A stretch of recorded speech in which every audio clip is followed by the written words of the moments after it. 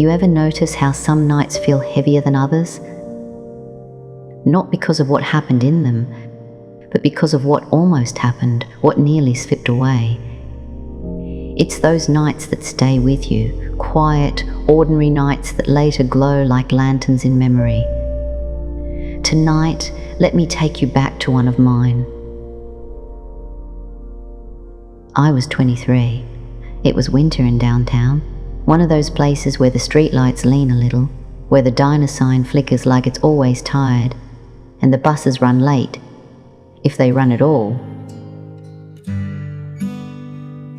I had just finished my shift at the bookstore on Memory Lane. My hand still smelled faintly of old paper, that comforting scent you only notice once you're away from it. The store was close to Main Square, but I lived 3 miles out and I couldn't afford a car. So, it was always the bus for me. The last one left at 10:15. Missed it and I was walking. There weren't many people I spoke to in those days. A few co-workers, a landlord who collected rent in envelopes he slid under the door. But most nights it was just me, the road and the driver, an older man named Frank who always greeted me with the same words, "Made it just in time, kid." And I'd smile back, pretending I wasn't always a little afraid of missing it. But that night I almost did miss it. I remember running through the cold, breath burning in my chest, watching the taillights of the bus flicker 2 blocks away on Memory Lane. And in that moment, something inside me just gave up.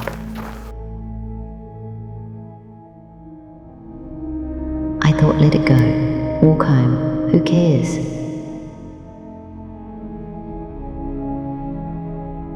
Except standing at the stop sign, I wasn't really thinking about the bus at all. I was thinking about everything else I'd been missing, the friend I hadn't called back, the family I only sent postcards to instead of visits, the relationship I'd walked out on because I thought silence was easier than saying the truth.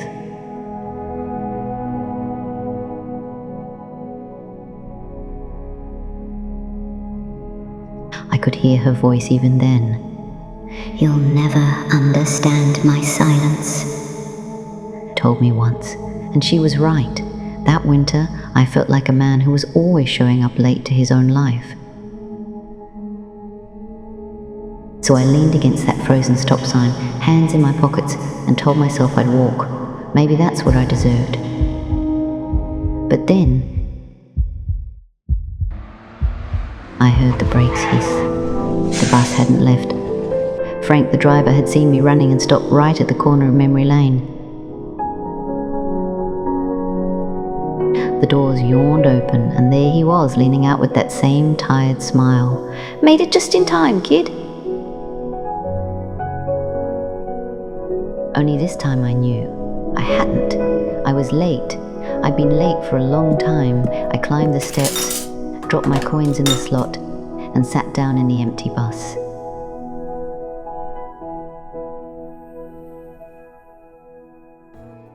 The heater rattled, the windows fogged, and in that rattling warmth I felt something shift, because for the first time in months, someone had waited for me.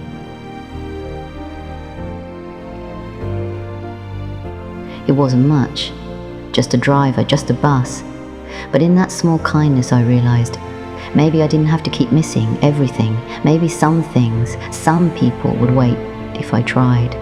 I sat there watching the streetlights of downtown blur past, and I made a silent promise.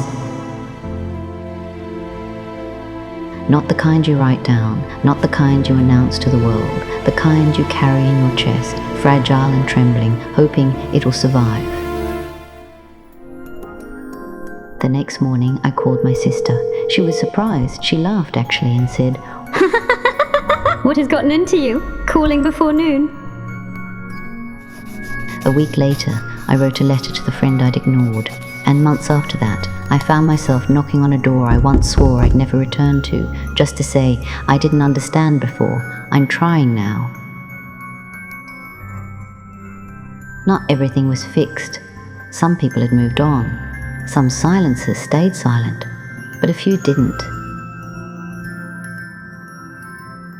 And that was enough, all because one night, a bus driver decided I was worth waiting for. Funny thing about life, if it doesn't hand you second chances in neon signs, sometimes they arrive in smaller forms, a warm bus on a frozen night, a voice saying, just in time.